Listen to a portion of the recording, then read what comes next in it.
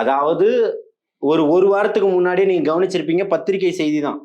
இதற்கு மேல் தேர்தல் வாக்குறுதிகளை எங்களால் நிறைவேற்ற முடியாதுன்ற ஒரு அறிக்கையை திமுக கொடுத்துருச்சு பாத்தீங்களா?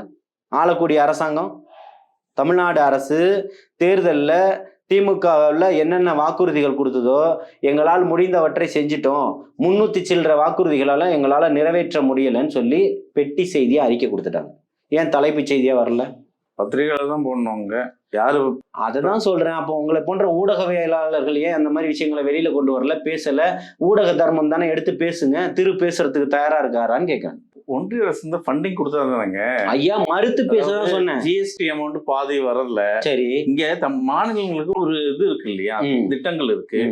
அவங்களுக்கான தேவைகளுக்கான பணம் இப்ப அந்த ஃபண்டிங் எல்லாம் கரெக்டா இல்ல. நான் என்ன கேக்குறேன், இதெல்லாம் வந்து இந்த ஃபண்டிங் எல்லாம் கரெக்டா வந்துரும், இந்த ஃபண்டிங் எல்லாம் கரெக்டா வந்துரும் தான் சாராய கல்வி நிதி கடன் இன்னும் தரல. இல்ல, நான் சொல்றதுக்கு என்னோட கேள்வி அது இல்ல. நீங்க சொன்ன மாதிரி குறிப்பிட்ட சில திட்டங்களுக்கு ஒன்றிய அரசு ஒத்துழைக்கணும்ல. நான் என்ன கேக்குறேன், மாநில அரசு தேர்தல் அதெல்லாம் செய்யும். தேர்தலை சந்திக்கும் போது நீங்க எல்லா ஃபண்டும் ஒழுங்கா வந்துரும் தான் தேர்தல் வாக்குறுதிகள் கொடுத்தீங்களா? டாஸ்மாக மூடிடுவேன்னு அதை வச்சுதான் சொன்னீங்களா? சொல்லுங்க.